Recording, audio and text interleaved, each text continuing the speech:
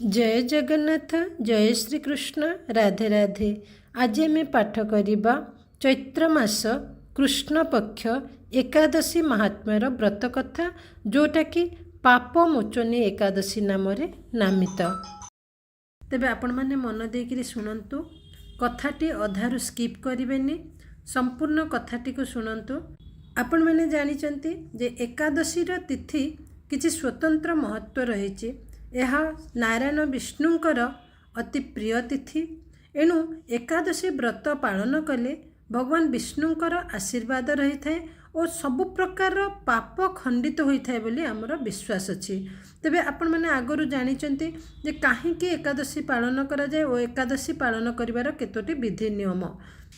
जेतेबेले विष्णु और मूर नामक असुर सहित युद्ध लागिथिला, सेतेले मूर नामक असुरती चली जाइथिला।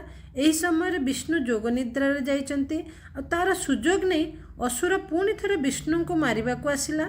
सही समय विष्णु को शरीर रू जने देवी जात हेले और मूर असुर को बद्ध करथिले।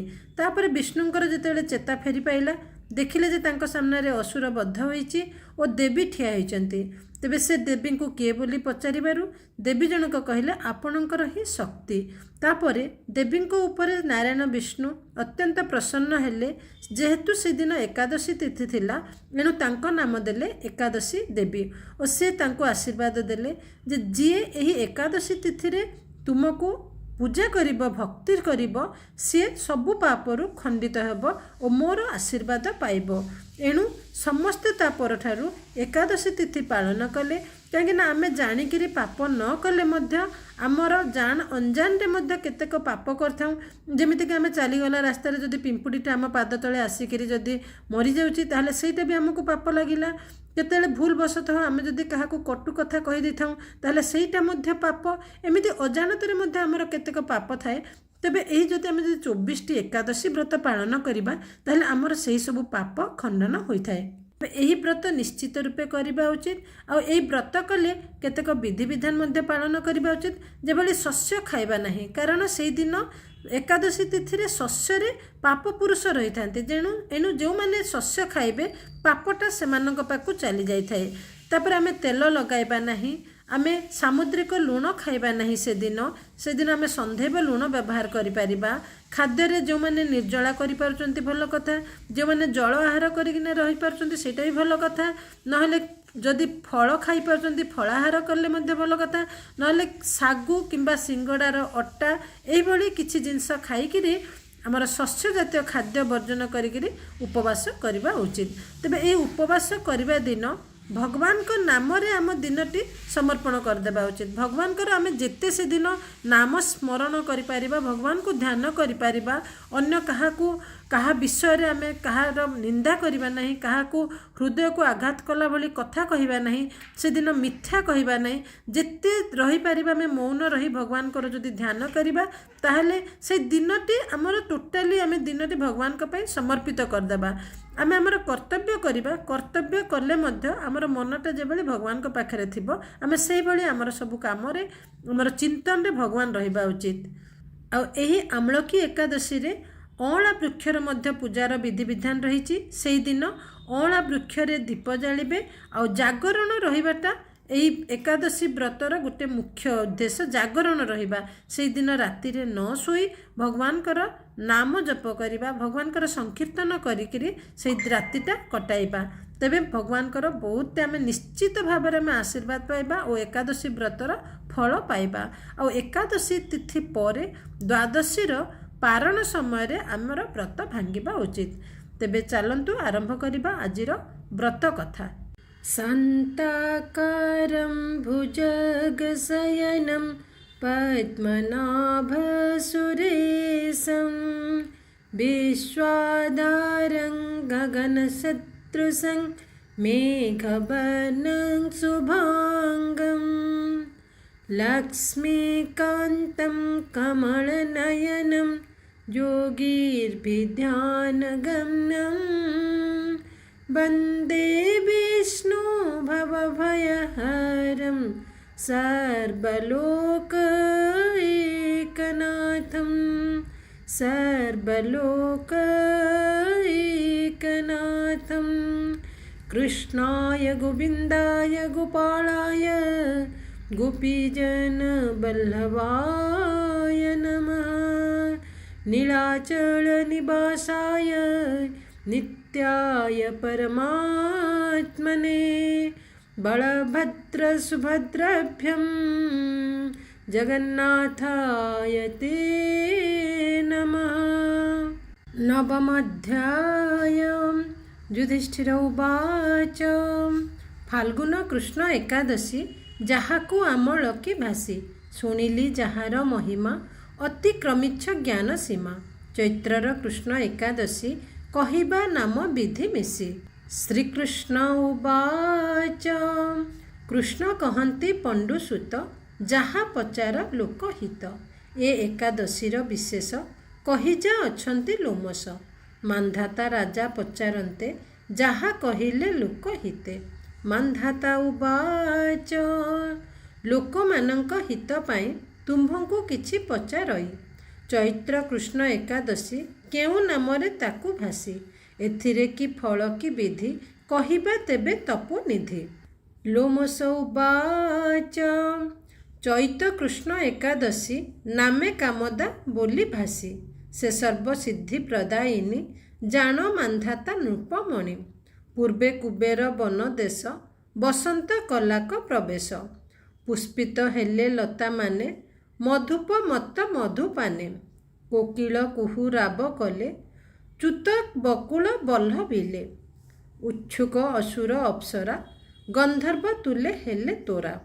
ଚୈତ୍ର ରଥରେ ବିହରିଲେ ଭ୍ରମରେ ସ୍ୱାର୍ଥ ମନା ହେଲେ।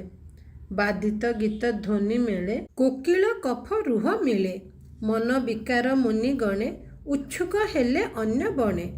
ମୃଗୀଏ ମୃଗ ସଙ୍ଗ ଛାଡ଼ି କରିଲେ ନାହିଁ ପଦ ହୁଡ଼ି। କାମଦେବ ହିଁ ଦେହ ବହି ସଞ୍ଚାର କଲା ସ୍ୱୟଂ ତହିଁ। ଅପ୍ସରାମାନେ ଆନନ୍ଦରେ ବୁଲିଲେ ସେବନ କନ୍ଦରେ। ପୁଷ୍ପିତ ଲତା ଦ୍ରୁମ ଦେଖି ମନେ ହୋଇଲେ ମହାସୁଖୀ। ଦେଖିଲା ମଞ୍ଜୁ ଘୋଷା ତହିଁ ମେଧାବୀ ଋଷିଛନ୍ତି ରହି। ରୂପ ବୟସ ଦେଖି ତାର ମାନସେ ଉପୁଜେ ବିକାର। ମନେ ମନୋଜ କୀର୍ତ୍ତି ହେଲା ପୁନି ମୋହନ ପ୍ରବର୍ତ୍ତିଲା। ବିପଞ୍ଚି ଧରି ସ୍ୱମଧୁର ପ୍ରକାଶ କଲା କଣ୍ଠସ୍ୱର। ଭୟରୁ ଅପ୍ରେମ ନ ଆସି କ୍ରୋଶ ମାତ୍ରକେ ହେଲା ବାସି। ଗାଇଲା ବିପଞ୍ଚୁକ ଧରି ମେଧାବୀ ଠାରେ ମନ ଭରି। ସୁମାଲ୍ୟ ଚନ୍ଦନ ଚର୍ଚ୍ଚିତ ବପୁକୁ କରୁ ସୁଶୋଭିତ। ଦେଖି ଏ ମଞ୍ଜ ଘୋଷା ପରି କନ୍ଦର୍ପ ହେଲା ଆଗ ସରି। ଜାଣି ତାହାକୁ ଶିବ ଭକ୍ତ କରଇ ବୋଲି ପରାଭୂତ। ତା ଚକ୍ର ମଞ୍ଜୁଳ ଭୁଜଗ୍ମ କଲା ସ୍ୱଧନୁ ଅନୁକ୍ରମ। ତାର କଟାକ୍ଷ ଗୁଣ କରି ସୁପକ୍ଷ୍ମ ନେତ୍ର ସର କରି।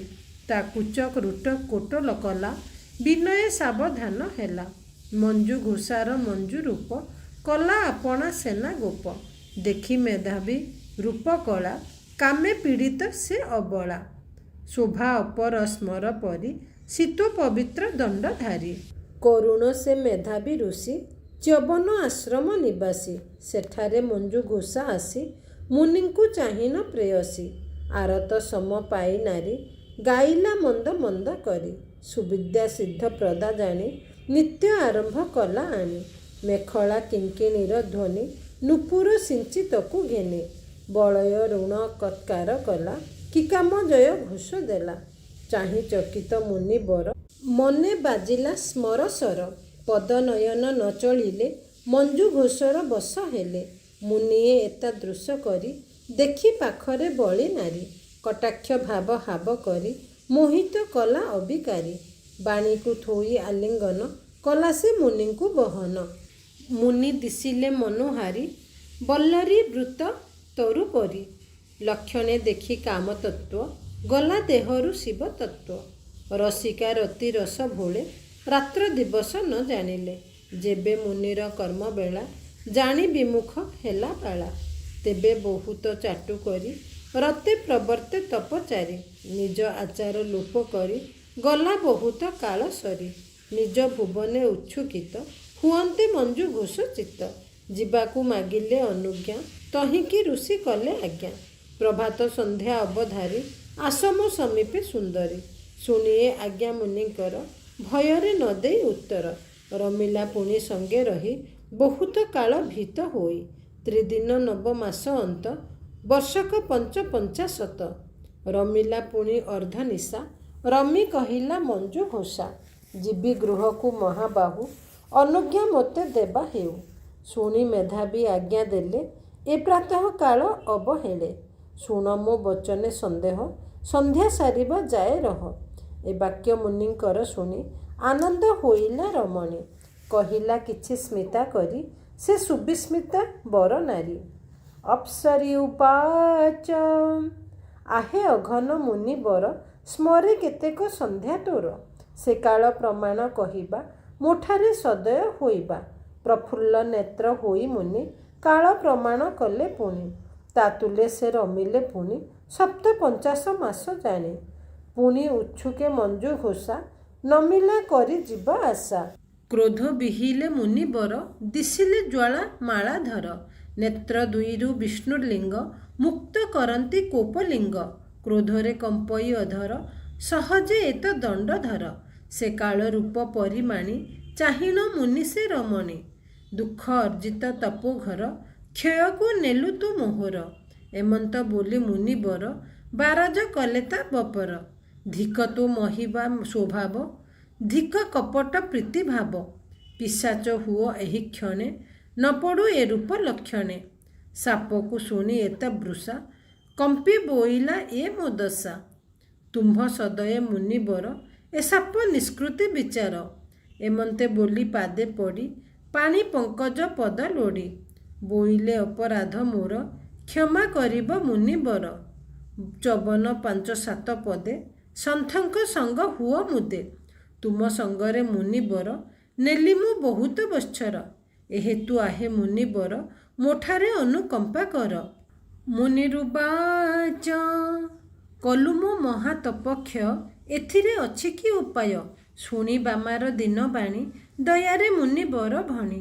କହିଲେ ଯେଣେ ତୋର ସାପ, ନିବର୍ତ୍ତ ହେବ ଦିବ୍ୟ ରୂପ। ଚୈତ୍ରର କୃଷ୍ଣ ଏକାଦଶୀ, ପାପ ମୋଚନୀ ନାମେ ଭାସି। ସର୍ବପାତକ କ୍ଷୟକାରୀ, ମୋ ବ୍ରତ ଜାଣ ସୁକୁମାରୀ। ମଞ୍ଜୁ ଘୋଷାକୁ ଏତେ କହି, ମେଧାବୀ ଗଲେ ଲତା ଜହିଁ। ଆଶ୍ରମେ ମେଧାବୀକି ଦେଖି, କହେ ଚ୍ୟବନ ହୋଇ ଦୁଃଖୀ। ହେ ପୁତ୍ର ଏକି ବିଧି କଲ, କଲା ସୁକୃତ କ୍ଷୟ କଲ।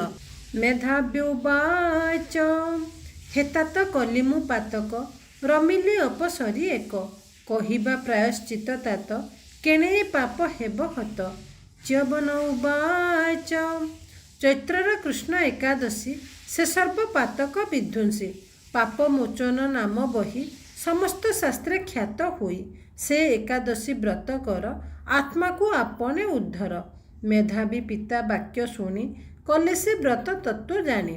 ସଞ୍ଚିତ ପାପ ହେଲା ଗତ, ଉଦିତ ପୁଣ୍ୟ ହେଲା ଯୁକ୍ତ।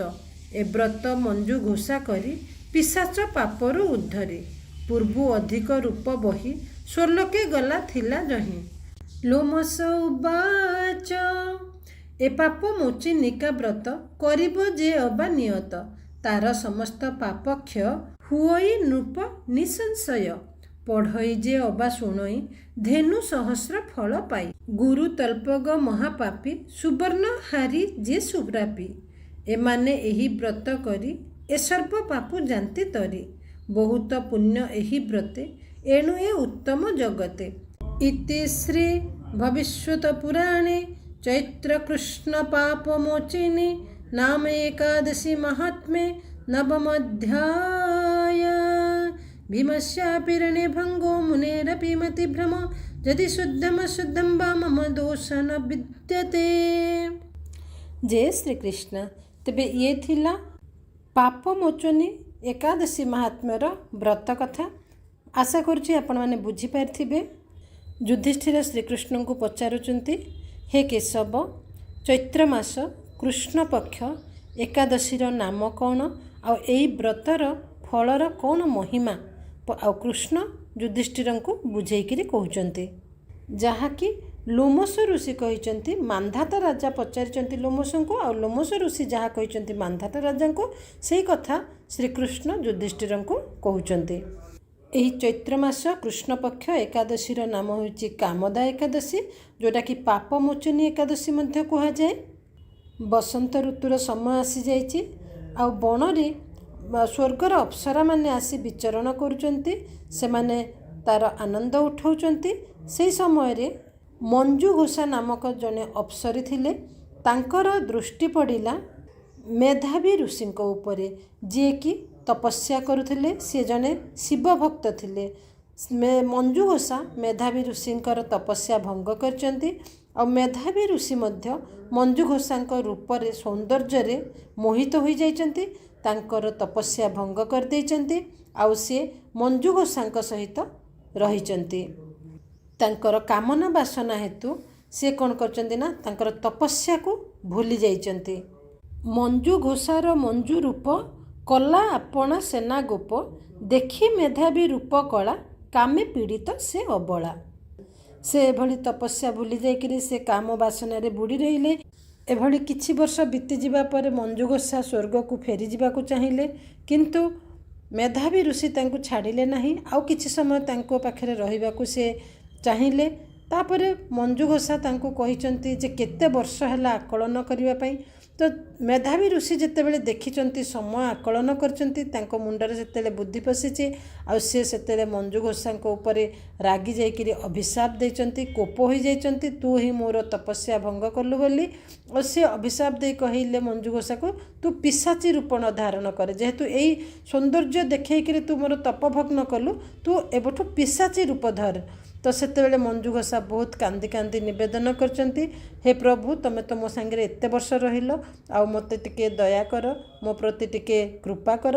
ସେତେବେଳେ ମେଧାବୀ ଋଷି ମଞ୍ଜୁଘୋଷାକୁ କହିଛନ୍ତି ଯେ ଚୈତ୍ର ମାସର କୃଷ୍ଣପକ୍ଷ ଏକାଦଶୀ ତିଥି, ଯେଉଁଟାକି ପାପ ମୋଚନୀ ଏକାଦଶୀ, ତୁ ସେଇ ଏକାଦଶୀ ବ୍ରତ ଯେତେବେଳେ କରିବୁ, ସେତେବେଳେ ତୋର ସବୁ କିଛି ଯାହା ସବୁ ପାପ କରିଛ ତମେ, ସେଇଟା ସବୁ ମୋଚନ ହେଇଯିବ, ଆଉ ତୁମେ ତୁମର ପୁଣି ଥରେ ଦିବ୍ୟ ରୂପ ପାଇପାରିବ। ଏହା କହି ମେଧାବୀ ଋଷି ଚ୍ୟବନ ଆଶ୍ରମକୁ ଯାଇଥିଲେ। ଚ୍ୟବନ ଋଷି ମଧ୍ୟ ମେଧାବୀକୁ ଦେଖିକିରି କହିଲେ, ଏଇଟା ତୁ କ'ଣ କଲୁ, ତପସ୍ୟା ଭଙ୍ଗ କଲୁ। ତ ସେତେବେଳେ ମେଧାବୀ ଋଷି କହିଛନ୍ତି, ମୁଁ ଗୋଟିଏ ଭୁଲ କରିଦେଇଛି, ଗୋଟିଏ ଅପ୍ସରୀ ସହିତ ମୁଁ କାମନା ବାସନାରେ ମୋହିତ ହୋଇଯାଇଥିଲି, ମୋର ତପସ୍ୟା ଭଙ୍ଗ ହୋଇଯାଇଛି, ଆଉ ମୁଁ କିଭଳି ଏ ପାପରୁ ଉଦ୍ଧାର ପାଇବି। ସେତେବେଳେ ଚ୍ୟବନ ଋଷି ମେଧାବୀଙ୍କୁ କହିଛନ୍ତି, ଚୈତ୍ରର କୃଷ୍ଣ ଏକାଦଶୀ ସେ ସର୍ବ ପାତକ ବିଧ୍ୱଂସୀ, ପାପ ମୋଚନ ନାମ ବହି ସମସ୍ତ ଶାସ୍ତ୍ରେ ଖ୍ୟାତ ହୋଇ। ସେ ଏକାଦଶୀ ବ୍ରତ କର, ଆତ୍ମାକୁ ଆପणे ଉଦ୍ଧର। ଚ୍ୟବନ କହିଲେ ଯେ ଚୈତ୍ର କୃଷ୍ଣ ଏକାଦଶୀ, ଯେଉଁଟାକି ପାପ ମୋଚନୀ ଏକାଦଶୀ ବୋଲି ଶାସ୍ତ୍ରରେ ବିଖ୍ୟାତ ଅଛି, ସେହି ଏକାଦଶୀ ବ୍ରତ କର। ଏହି ପାପ ମୋଚନୀ ଏକାଦଶୀ ବ୍ରତ କରିବା ଫଳରେ ତୁମେ ସବୁ ପ୍ରକାର ଯାହା ବି ସବୁ ପାପ କରିଛ, ସେଥିରୁ ତୁମେ ମୁକ୍ତି ପାଇବ। ମେଧାବୀ ପିତା ବାକ୍ୟ ଶୁଣି କଲେ ସେ ବ୍ରତ ତତ୍ତ୍ୱ ଜାଣି, ସଞ୍ଚିତ ପାପ ହେଲା ଗତ, ଉଦିତ ପୁଣ୍ୟ ହେଲା ଯୁକ୍ତ। ମାନେ ମେଧାବୀ ଯେତେବେଳେ ସେଇ ପାପ ମୋଚନୀ ଏକାଦଶୀ ବ୍ରତ କଲେ, ସେ ବ୍ରତ କରିବା ଦ୍ୱାରା ଯାହା ସବୁ ପାପ ସଞ୍ଚିତ କରିଥିଲେ, ସେ ସବୁ ପାପ ଦୂରୀଭୂତ ହେଲା, ଆଉ ସେ ପୁଣ୍ୟ ଅର୍ଜନ କଲେ। ତେବେ ଲୋମଶ ଋଷି କହିଛନ୍ତି ଶେଷରେ, ଏ ପାପ ମୋଚନିକା ବ୍ରତ କରିବ ଯେ ଅବା ନିୟତ, ତାର ସମସ୍ତ ପାପ କ୍ଷୟ ହୁଅଇ ନୃପ ନିସଂଶୟ। ପଢ଼ଇ ଯେ ଅବା ଶୁଣଇ, ଧେନୁ ସହସ୍ର ଫଳ ପାଇ, ଗୁରୁତଳ୍ପଗ ମହାପାପୀ, ସୁବର୍ଣ୍ଣ ହାରି ଯେ ସୁରାପି। ଏମାନେ ଏହି ବ୍ରତ କରି ଏ ସର୍ବ ପାପୁ ଯାନ୍ତି ତରି।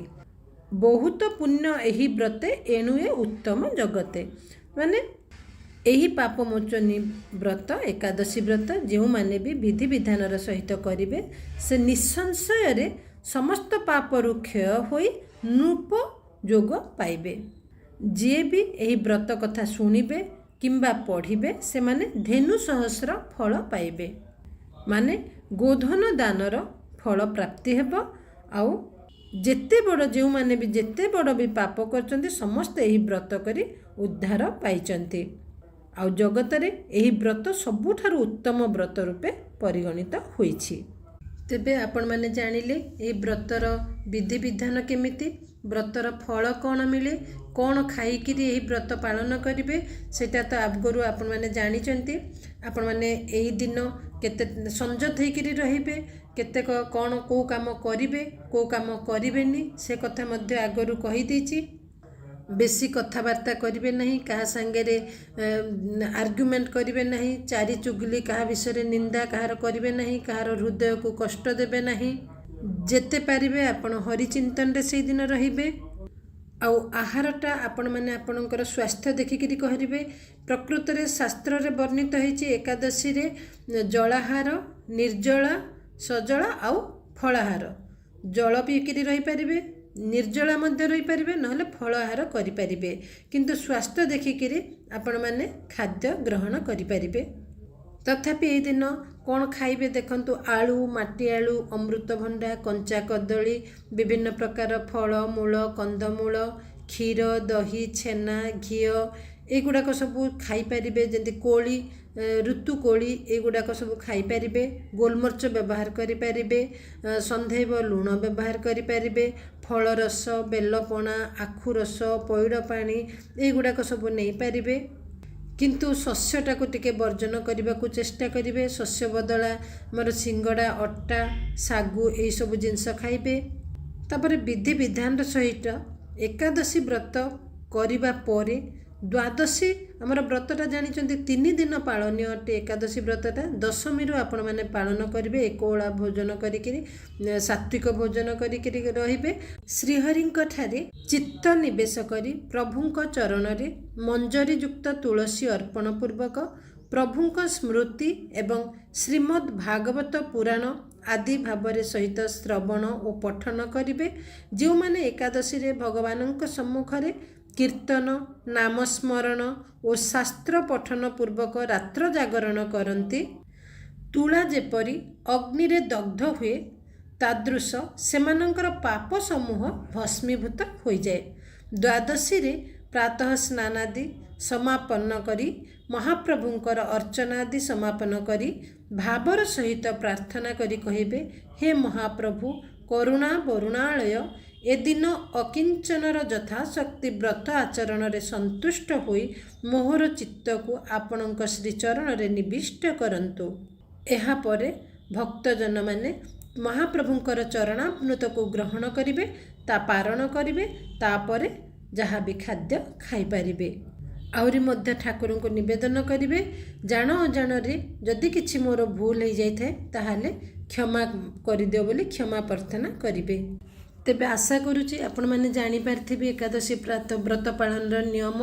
आपण मैंने कौन करेंगे ना, कथाटी शुणिला परे एही व्रतर कथा शुणिले जेतिकी पुण्यफल, पढ़िले सेतिकी पुण्यफल और अन्य माननकु जदि कथाटी जदि बांटी पारिबे ताहले सेतिकी ही पुण्यफल पाइबे। कहीं ना भाग्य रे थिले ही एही हरि कथा श्रवण करने को मिले बा निजे पठन करवा कि बांटी भी पारिबा। भाग्य रे थिले जाइकिरि आमे आउ 2 जन को एटा सुनै पारिबा। तेणु आशा करुच्ची आपण मैंने वीडियोटी को शेयर कर दिंतु सांगसाथी सहित, समस्ते शुणी पारंतु, समस्ते जानी पारंतु। आ कमेंट बॉक्स रे लिखि दिंतु जय जगन्नाथ, जय श्री कृष्ण, राधे राधे। चैनल रे जदि नुआ अछंती ताहले आध्यात्मिक विश्वास चैनल टी को सब्सक्राइब कर दिंतु, जद्वारा कि आमर जगन्नाथ संस्कृति और हिंदू संस्कृति और परंपरार अनेक पौराणिक कथा, पूजा पाठ और धर्म विषय रे बहुत किछि जिनस जानिबा को पाइबे। तेबे आज पई एतिकी। जय जगन्नाथ, जय श्री कृष्ण, राधे राधे।